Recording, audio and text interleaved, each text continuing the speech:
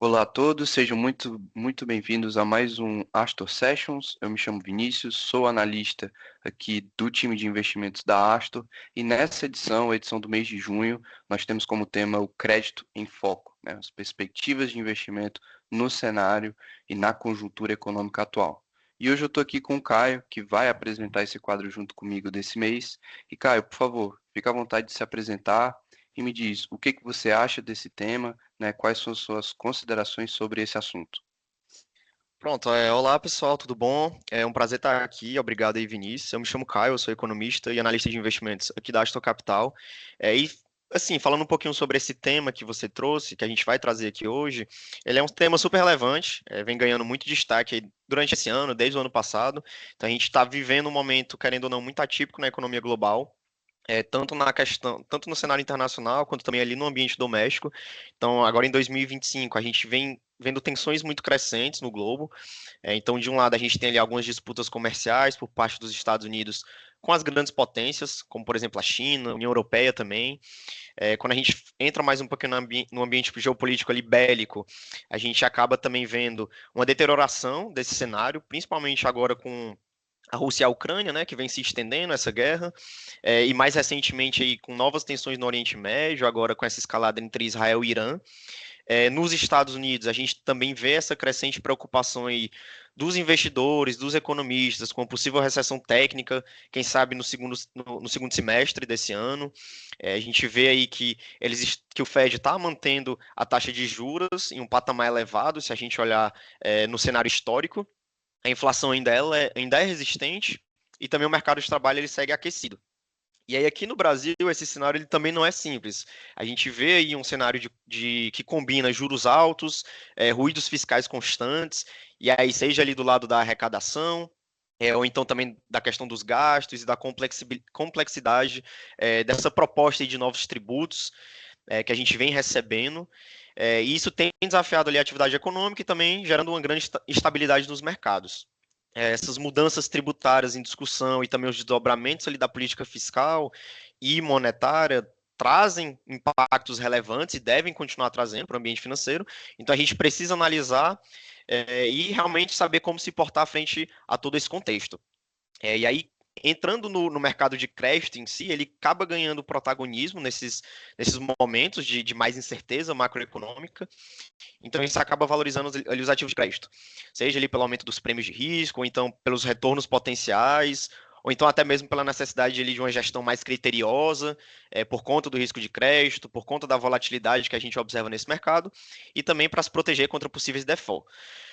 Então, a gente acaba buscando aí produtos mais estruturados, uma adaptação a essas mudanças regulatórias que a gente vê e buscar também reavaliar o perfil de risco, é, acaba se tornando uma tarefa central aí nesse meio.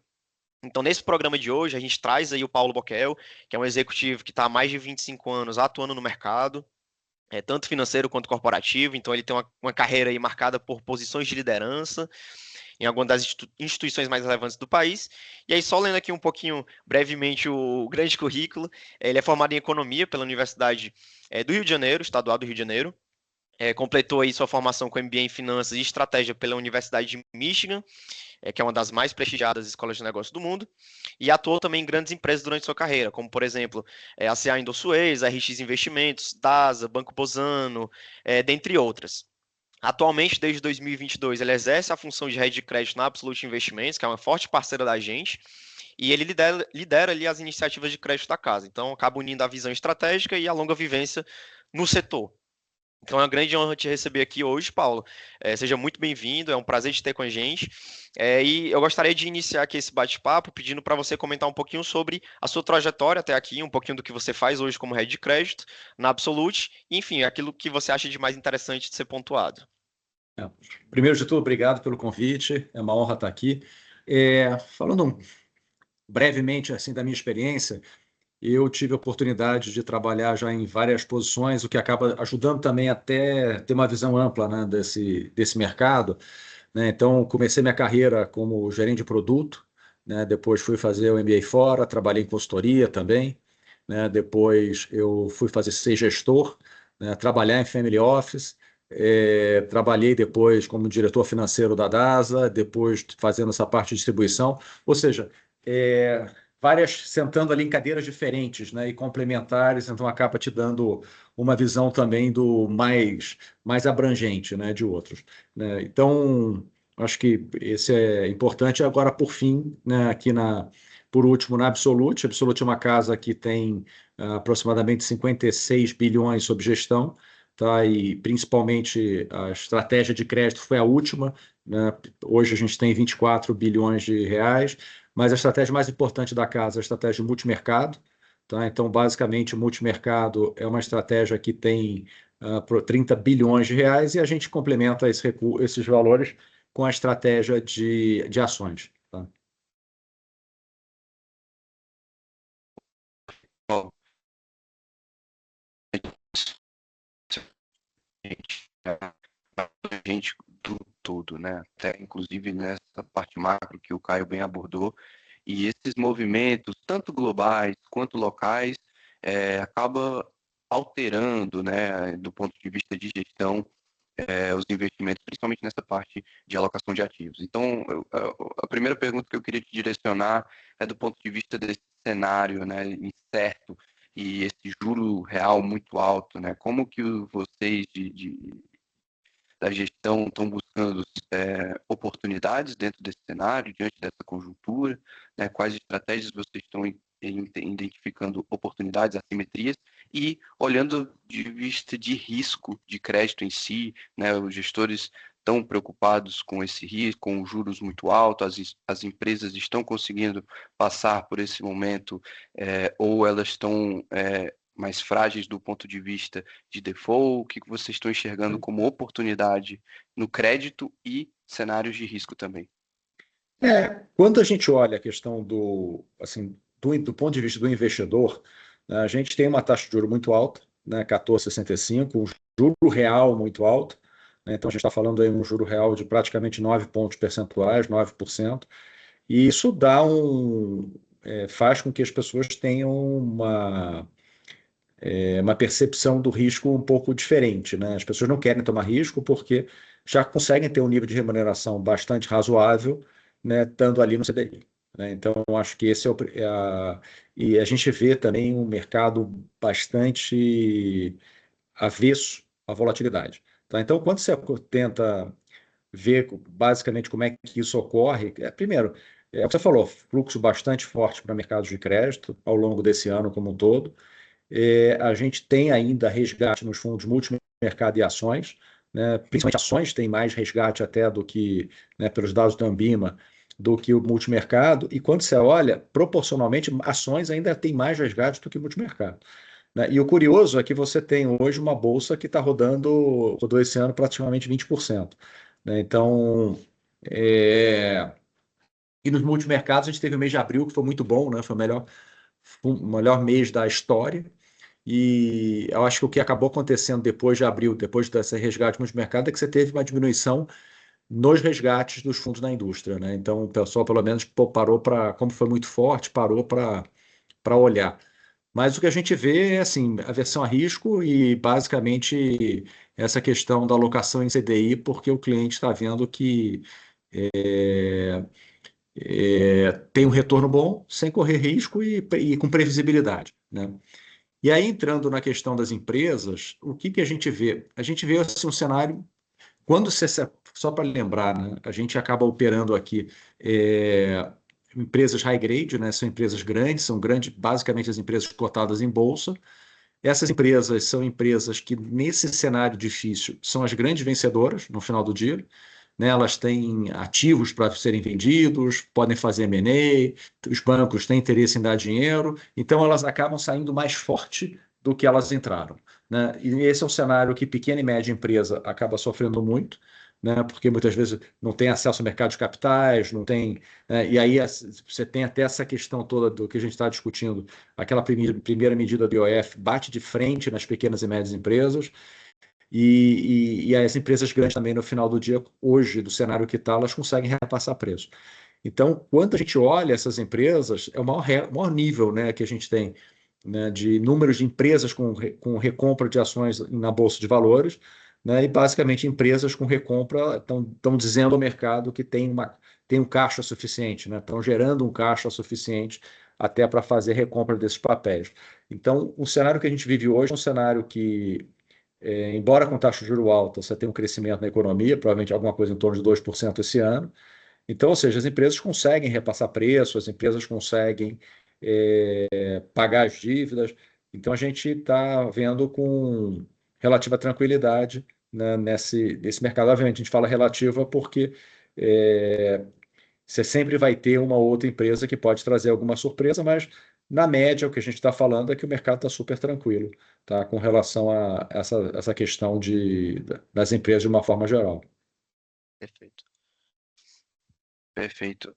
Só saindo um pouco do script também, e acrescentar um breve questionamento a respeito dos spreads de crédito hoje, né? Com relação a esses spreads que vêm de um tempo para cá bastante comprimidos, isso chega a afetar do ponto de vista de alocação, do ponto de vista de gerar retorno ali para dentro do portfólio. Como é que vocês enxergam essa questão?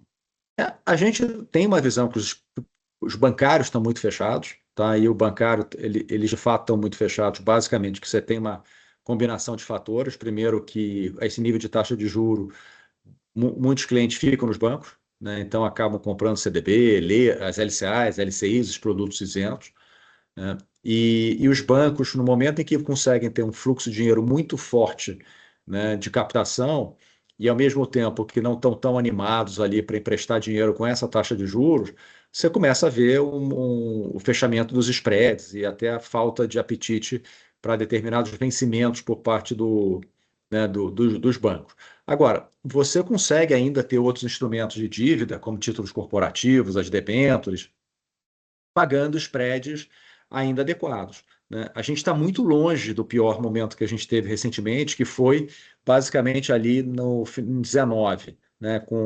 Depois da eleição do Bolsonaro, a gente teve a aprovação da reforma da Previdência, demorou bastante tempo para ser aprovado. O primeiro turno foi aprovado em julho, o segundo turno foi aprovado, se eu não me engano, em novembro, outubro, e a gente teve um fechamento forte, e esses spreads estavam na casa de 0,7, tá? CDI mais 0,7, na média da indústria. Hoje a gente está em CDI mais 1,70, né? Então a gente tem hoje, assim, uma dispersão grande também, né? Mas quando você olha a questão dos spreads, a gente está num nível bem melhor ali do que aconteceu basicamente em 19. Por outro lado, o que o pessoal tem falado muito também é a spread de debênture incentivada está muito baixo, né? Na realidade, ele está baixo porque a gente tem um nível de taxa de juro muito alto na economia e o benefício fiscal que esses títulos isentos te dão são bastante elevados. Então, se você olhar e pegar ali, por exemplo, ao nível da Selic, né, de 14,65, fizer o famoso gross-up para ver quanto de imposto você está se beneficiando, você está hoje se beneficiando de basicamente 2,60. Ou seja, se você tem hoje uma aplicação que te paga 100% CDI, você precisaria seria o equivalente a ter um retorno de CDI mais 2,60 para um título tributado depois de 2 anos, né, que a gente está usando aí a alíquota de 15%. Então, essa questão toda da impressão que a gente tem, né, do que o spread de crédito, principalmente debênture incentivado, está muito baixo, tem a ver com a questão do tamanho do benefício fiscal que te é dado, né, quando você, atualmente pelo menos, né, que é dado com essa questão do benefício fiscal, da taxa de juro alta e do incentivo fiscal que acaba sendo isso, tá? Perfeito. Você já entrou, inclusive, na nossa próxima pergunta, que eu ia comentar sobre esse veículo de debêntures incentivadas, né, e fundos de debêntures incentivadas também, né, como a gente sabe, são regulados pela CVM conforme a Lei 12.431, e um ponto importante aqui é sobre essa MP, né? Será que esses veículos se tornam ainda mais atrativos? Existe algum impacto que vai ser trazido para dentro dessa estrutura e de que forma vocês estão enxergando aí dentro dessas oportunidades para esses ativos isentos, né? É, a gente tem que entender também assim que tudo é relativo, né? Então, você tem, por um lado, as debêntures incentivadas sendo tributadas, né? E aí tem duas partes, né? Tem aquelas o que você faz durante 25, que se mantém isento, até o resgate, até o vencimento das operações, né? E no caso até de fundo, o entendimento que a gente tem que o fundo você resgatar o fundo, né? Então, quem comprou até o final de 25 fica isento, depois, no 26 para frente, você tem a tributação, no caso, debênture incentivada, ela é de 5%, tanto para dividendo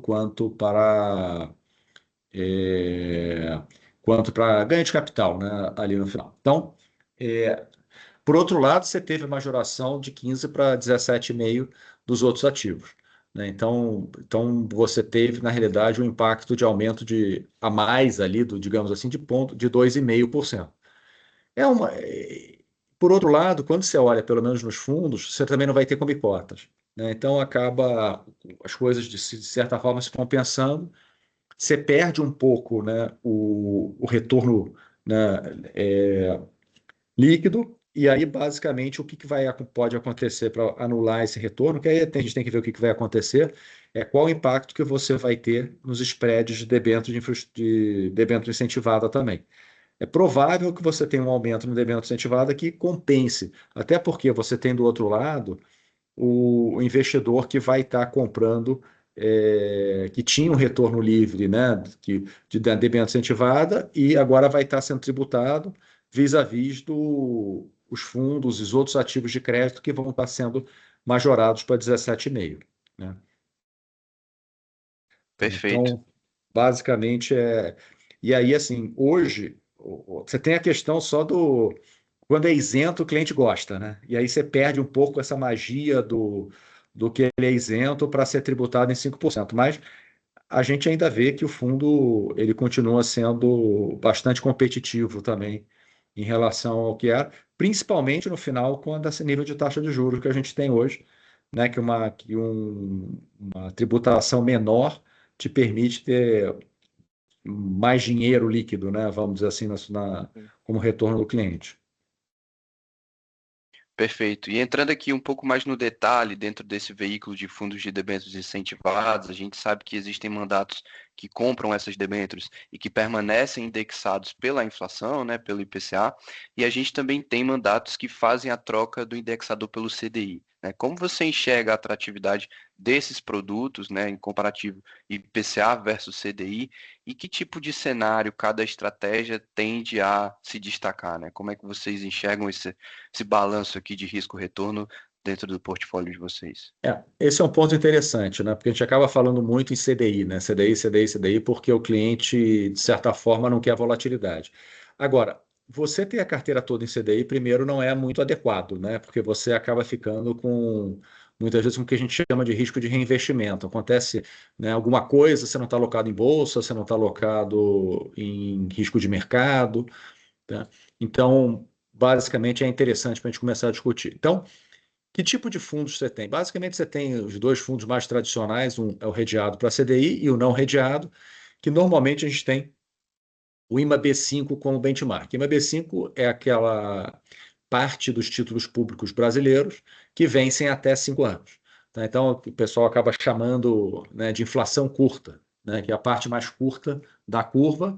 Então, são títulos ali até 5 anos que hoje têm um duration de aproximadamente 2,3. Duration, basicamente, é o tempo que você precisa para recuperar o investimento que você fez, tá? Então, pega todos os fluxos de caixas, e esses fluxos de caixas vão te dar basicamente esse 2,3.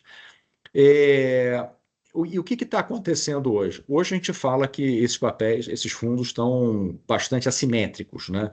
Ou seja, você tem mais chances de ganhar dinheiro do que perder. Então acaba compensando. Ponto de vista, né, do cliente, ele é interessante ele colocar, do ponto de vista do cliente não é interessante porque tem volatilidade. Então, diferente dos fundos em CDI, que é bastante previsível, esses fundos podem até chegar a dar no mês negativo, tá? Mas é bastante atípico, mas na média ali você poderia dizer que pelo menos uma vez por ano você deveria estar negativo.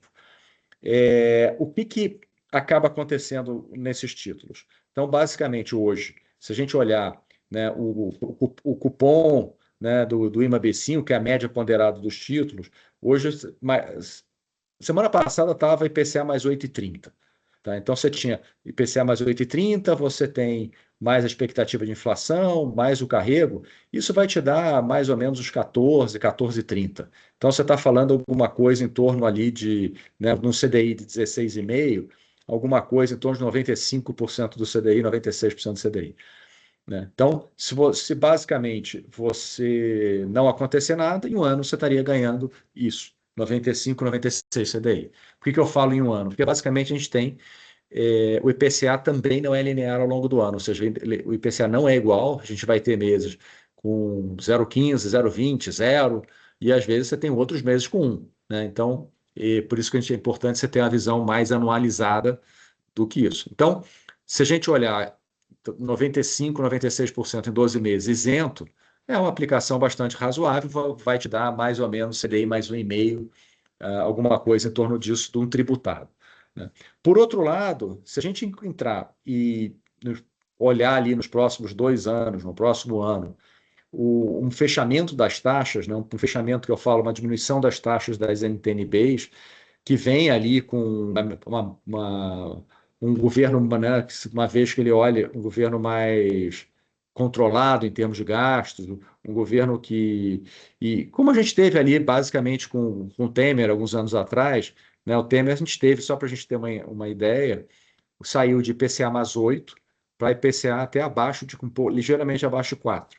Né? Foi feita ali reforma trabalhista, lei das estatais, você teve o teto dos gastos, até fez ali praticamente a reforma da Previdência toda. Isso trouxe de 8 para 4.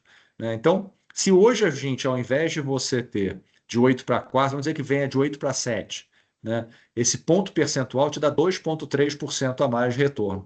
Esse retorno a mais, né, praticamente são 20% do CDI. Então, você vê, você abre mão de 5 para poder ganhar no mínimo 20, ou se for o dobro, 40, se for o triplo lá, se cair 3 pontos percentuais, pode ser 60. Então, por isso que a gente fala que um pouco do retorno é assimétrico. E, por outro lado, você tem o fundo em CDI, que ele vai te dar um retorno ali mais previsível. Né? Essa é a diferença dos dois. Então, você troca, quando você vai para o CDI, você está trocando a possibilidade de ganhar um pouco mais, né? E por uma previsibilidade maior de resultado que você tem. Então, Perfeito. Eu acho muito legal essa discussão, porque aqui na casa a gente tem um investidor que ele é mais conservador. Então a gente tem muito esse trabalho educacional de mostrar para ele que é importante a gente, querendo ou não, se expor um pouco a, por exemplo, ali um IPCA mais 7, que é uma taxa que nesses últimos 10 anos a gente não viu nesses últimos 10 anos. Então é algo muito atrativo, é uma oportunidade que não vale a pena ele perder. Então, às vezes, vai ter mais volatilidade, vai gerar mais volatilidade, mas em compensação ele vai ter um alfa muito positivo. Claro que nada é 100%, né? Mas a gente sempre busca isso, trazer é, essas e, o, oportunidades. e o curioso, cara, é o seguinte, que a gente passou um momento em que muita gente aplicou ali a 5,5, 6, 6,5, 7. Aí você tem, agora até, dependendo do que a gente fala de alguns vencimentos, já fecharam até por volta de 7, né? Sim, E mas é um número que historicamente bastante alto, né? E a gente viu até no passado o mercado estressando muito, né? Porque o pessoal também que entrou ali a 5,5, 5, 5,5, 6, começou a meio que a gente fala de panicar, ficar com receio, sem entender o que estava acontecendo, que tinha perdas, né? Assim como a gente pode ter ganho, muitas vezes você pode ter sim, quando começa, você compra a 5, 6, vai para 8, você acaba perdendo dinheiro. E ali o pessoal teve, dependendo do vencimento, né, do papel, do duration do papel que comprou, que podia ter tido perdas de até 30, uhum, 40%, né, para esse duration maior. Né? Até se, com duration maior, pegar aqueles papéis mais longos, né, 2065, que a gente tem agora, você tem duration ali de praticamente mais de 30 anos. Né? sim, Então você imagina, cada ponto percentual te dá uma perda de 30%. é muito. É. E aí, acho que falando um pouquinho agora, a gente está entrando nesse CDI, PCA, falar um pouquinho de Brasil. Essa semana a gente vai ter super quarta, então, tanto decisão de juros aqui no Brasil quanto lá nos Estados Unidos. E falando um pouquinho de Brasil, Paulo e Absolute, como é que vocês estão vendo essa próxima reunião? Vocês acham que vai aumentar 0,25? Eu vejo uma parte do mercado aí dividida, se aumenta, se mantém. O Fox saiu hoje e mostrou que vai manter, provavelmente. E aí, assim, qual a expectativa de vocês? E qual seria o principal gatilho para essa taxa continuar subindo, na tua opinião?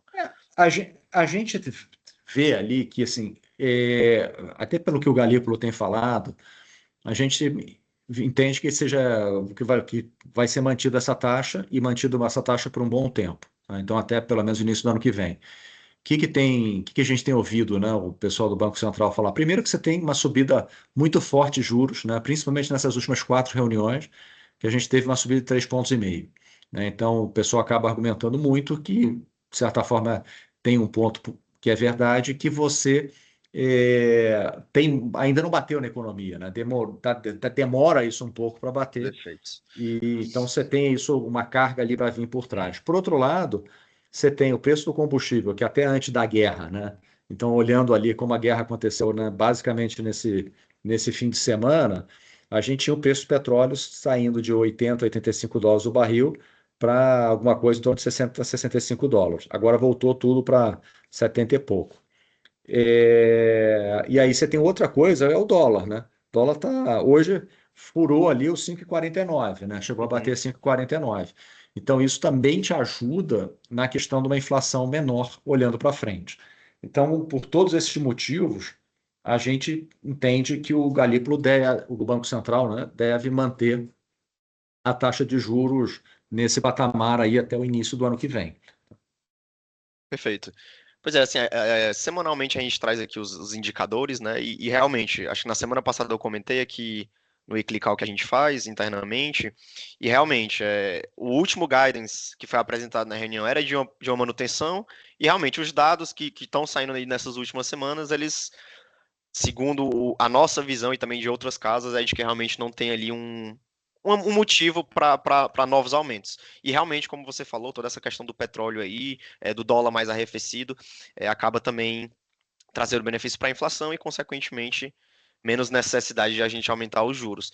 E aí, e falando um pouquinho agora dos Estados Unidos, a gente está vendo os Estados Unidos aí com juros também muito altos, né? Historicamente falando, a gente está agora na banda de 4,25 e 4,50. A inflação por lá ela ainda segue um pouco elevada. Acho que o dado agora de maio foi de 2,4%. O mercado de trabalho ainda também está aquecido. A taxa de desemprego lá está em cerca de 4,2%. E aí, assim, o Fed ele está sinalizando que deve manter esses juros até pelo menos setembro, é o que a gente está observando. Então deve começar a cortar só no final do ano. E aí, tendo isso em vista, a visão também da casa e sua visão sobre esse risco de recessão que a gente viu principalmente aí no começo do ano. Acho que esse último mês não se falou tanto, mas vocês acham que é possível agora no segundo semestre, esse endividamento lá da economia americana pode vir a trazer mais malefícios para a economia global de maneira geral? Qual seria a sua opinião? É, Isso daí, assim, o que está acontecendo nos Estados Unidos com essa história das tarifas como um todo, acaba gerando uma incerteza grande do que vai acontecer, né? Porque no final do dia você não sabe quanto vai custar o produto que você tem, né? Que você vai estar vendendo, que você vai estar produzindo. É, e aí você acaba, né, com isso podendo impactar a questão do crescimento no curto prazo, né, que é o que você está falando ali da recessão técnica em termos de dois trimestres Isso. com taxas de crescimento negativas, podendo ser menos 0,1 cada um, né? Então, e não é uma coisa muito grande. Então, o que a gente está olhando, observando, é o que você falou, o mercado, os números estão muito confusos também. A gente vê que não bateu, de certa forma, não começou a bater tarifa nos preços, né? O próprio 2,4 mostra isso. E o que a gente vê nos Estados Unidos no final do dia hoje, assim, a gente está olhando uma moeda se depreciando, tá? Uma moeda que vai ficar mais depreciada, e isso é outra coisa que também pode gerar inflação. Então, além da tarifa que você tem a questão da depreciação da moeda que a gente está vendo e que deve acontecer mais, e é o motivo até que trouxe o real para esses 5,49 aí que a gente chegou a bater hoje durante algum momento. E aí, quando você vê a questão do que o governo está fazendo. O governo tem um pepinão na mão, que é essa questão da dívida. Não Uhum. só a questão da dívida, mas o déficit que tem, que é elevado. O déficit ano passado foi 6,4. E junta essa questão no final, né? Porque você precisa crescer o PIB para diminuir a relação dívida-PIB, então você quer crescer mais. Isso que o Trump no final do dia está fazendo, que é a desvalorizar a moeda, que no final você tem duas, uma é aumentar a competitividade, né, externa dos produtos e desestimular a importação também, né, que é outra coisa que você acaba fazendo e no final do dia você quer crescer mais, né? Tem a questão do déficit, que é 6,4, a gente viu ali várias coisas sendo feitas, né? Mas é um desafio, tem até aquela Big Beautiful Bill lá Sim, no Senado para ser aprovado, na Câmara foi aprovado, né? Que estaria aumentando em 2,5 trilhões, dado a coisa, dada essa estimativa de curto prazo, e aí você estaria aumentando a dívida pública no curto prazo, não diminuindo. O Bessent até tem falado, né, que ele quer um 3,33, né, 3% de crescimento, 3% de déficit, mas esse 3% de déficit só em 28, né, que cobrem ele na realidade da tendência, não do número até lá. E o outro, 3 milhões de barris de petróleo, que o Trump acabou já liberando uma série de coisas e conseguindo pelo menos a diminuição do preço até antes da guerra, que ele estava conseguindo. Então, junto isso tudo, no final do dia, o que a gente tem dos Estados Unidos é provavelmente uma moeda mais depreciada, e depreciada por mais tempo para aumentar essa competitividade, incerteza no curto prazo, porque você tem justamente os dois maiores parceiros comerciais hoje, que acaba sendo a Europa, com 27 países, que é complicado você chegar ali as coisas numa visão única, e também a própria China, né, que a gente até tem avançado, mas eu acho que uma coisa é estar avançando e outra coisa é resolver, porque a questão é muito mais complexa do que a gente só olhar ali a questão de sentar e negociar alguns pontos.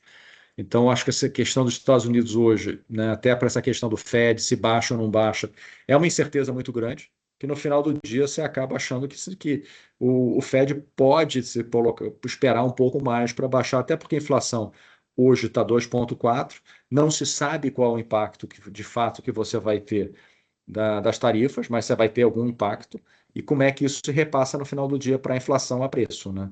No final do uhum. dia do. E aí acaba a gente acha que faz sentido para o Banco Central esperar um pouco para tomar uma decisão com mais informação, até porque não está tendo uma pressão muito grande, né? E o juro nos Estados Unidos é o último ponto que tem que acho que falar você tem uma dívida, uma parcela da dívida muito grande, cerca de 20% vencendo nos próximos 12 meses, e a gente tem uma curva praticamente flat, né? Você tem ali os dois anos rodando acima de 3,5, né? Você tem o 10 anos, está rodando, né, até ali próximo a 3,80 para 2 anos, 10 anos rodando 4,40 e 30 anos um pouco abaixo de 5. Então você vê que também o ideal é quanto mais barato fica o financiamento da dívida, né? Sim. Você paga muito caro, você pode ter outro problema à frente só para pagar essa dívida ali que você contratou, né? Show. E aí, assim, quando a gente pega toda essa volatilidade, tanto no cenário externo quanto também no interno, né? O que é que vocês vêm vendo aí como os principais desafios na gestão, seja ali na questão de risco, seja na questão de liquidez, mas também nas oportunidades que isso acaba trazendo para os fundos da casa, para os investidores, nesse cenário aí mais instável. O grande ponto que você tem é a questão de você não saber claramente o que o Trump quer e como vai ser feito isso, ou seja, a certeza que isso traz, né, no final do dia. Agora, tem algumas coisas que você consegue ver, essas tendências ali de desvalorização da moeda americana, que é algo que você acaba, digamos assim, acaba tomando a decisão de investimento ali baseado no que você sabe e tenta entender ali o que vai acontecer. Agora, a gente olha essa questão toda do Trump, ele também não tem muito tempo, porque ano que vem começa a ter eleição também para na Câmara, Senado e tudo mais. Então, a gente vê que esse negócio tem que resolver relativamente rápido. Não dá para ficar gastando muito tempo, né, para a gente ter uma ideia do que vai acontecer e quais são as medidas que o Trump de fato vai fazer, né? Entendi, perfeito. Vinícius, quer adicionar mais alguma coisa? Não, com certeza. Acho que é muito relevante esse ponto, tá? Tanto de cenário externo quanto de cenário interno, que eu acabei não comentando quando a gente conversou sobre, mas reforça muito o que a gente tem visto aqui dentro de casa. E aí, voltando para toda essa questão de ativos indexados à inflação, que a gente tem reforçado posições, né? Primeiro, assim, trazendo um pouco de histórico, a gente alocou nos fundos de debêntures incentivadas, iniciou essa posição tática nossa em 2023 e conseguiu capturar esse fechamento de spreads, até então a gente alocava em fundos redeados no CDI, e a partir desse ano a gente fez essa troca de indexador justamente para capturar esse retorno de juro real que está muito elevado, né? Então a gente tem um patrimônio protegido pela inflação, mas também, né, com o intuito ali de capturar ganhos na marcação ao mercado, que foi o que foi comentado aí, que a gente comentou sobre. Então isso reforça um pouco da nossa alocação atual aqui dentro da Asta. É, eu acho que faz sentido também diversificar, né, Vinícius? Porque às vezes o cliente está com todo o risco em CDI, né? Isso também não Exatamente. é, digamos assim, não é legal, né? A E gente tem. normalmente quando a gente... Pode falar, Vini. Acho que a gente vai falar a mesma coisa agora, mas o que a gente tem feito dentro das carteiras, claro que depende do perfil de risco do investidor e o quão suscetível ele está para a volatilidade em si, mas o que a gente tem feito é montar posições ali em 15, 20, 25% de ativos indexados com a duration ali de IMAB, talvez IMAB 5 mais ou menos. Então a gente tem buscado balancear tanto o ponto de vista de retorno quanto o ponto de vista de risco, que no final do dia é isso que a gente faz aqui para Sim. as nossas famílias, né? Aqui no final é risco-retorno, né? Então não adianta também correr um risco absurdo e tem que ser de acordo até com o perfil do cliente, né? No final do dia, né? Que é outra coisa que não adianta a gente achar que para o cliente a melhor coisa é uma coisa e ele não quer ter vol nenhuma, né? Por exemplo. Sim. O Aí, que eu só... e- Pode continuar. não, aí também tem que ver a questão do momento que está vivendo, idade, tem um monte de outras coisas também que às vezes o cara até quer tomar risco, mas não consegue tomar risco, não pode tomar risco, né? Ah, assim, e quando a gente acaba olhando, realmente, o perfil, ele permeia aí toda a decisão de investimento, obviamente, mas essa parte da diversificação eu acho muito interessante, porque quando a gente olha para os dados, nas janelas de longo prazo é muito importante você ter ali um IPCA a mais, não só o CDI, porque querendo ou não, isso acaba gerando mais alfa para as carteiras, que no final do dia é o que o investidor busca, né? Então, fazer o trabalho de casa para entregar o melhor retorno possível, de acordo com a métrica de cada cliente. Sim. Bom, eu acho que por hoje é isso.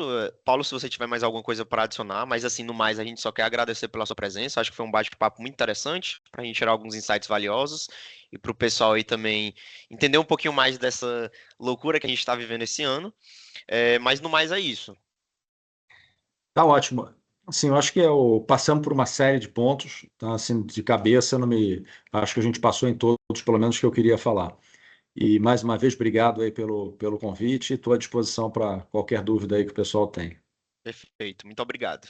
Perfeito. Obrigado, gente. Abraço, Paulo. Muito obrigado pela presença e a gente segue mantendo esse nosso bom relacionamento aí. Fechado. Muito obrigado, gente. Boa semana. Valeu, Valeu. tchau, tchau.